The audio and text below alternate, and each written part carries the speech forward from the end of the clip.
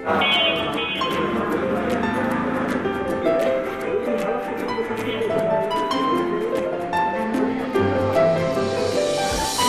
আলাইকুম, কেমন আছেন আপনারা? আশা করি অনেক অনেক ভালো আছেন। চলে এলাম নতুন ফুড ব্লগ নিয়ে। ভিডিও শেষ পর্যন্ত দেখুন, আশা করি আপনাদের ভালো লাগবে। মিরপুর 12 নম্বরের স্থানীয় খাবারের দোকানে যেমন তিলি কাবাব, বট এবং আলু দিয়ে তৈরি সাধারণত সস্তা এবং সুস্বাদু স্ট্রিট ফুড বা ক্যাজুয়াল খাবারের ঐতিহ্য রয়েছে।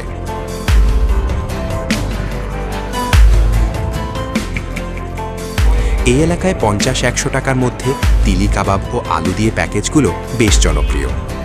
পুরান ঢাকার ঐতিহ্যবাহী কাবাবের আদলে এখানেও মশলাদার বট এবং কাবাব পরিবেশন করা হয়।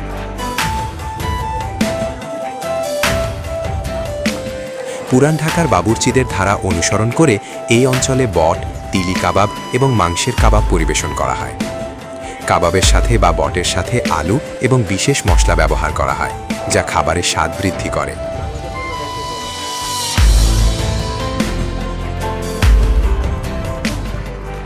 বর্তমানে মিরপুর 12 এবং এর আশেপাশের দোকানগুলো এই ধরনের খাবারগুলো মূলত স্থানীয় মানুষের কর্মব্যস্ত দুপুরে বা সন্ধ্যার নাস্তা হিসেবে চলে, যা সাশ্রয়ী এবং স্বাদযুক্ত।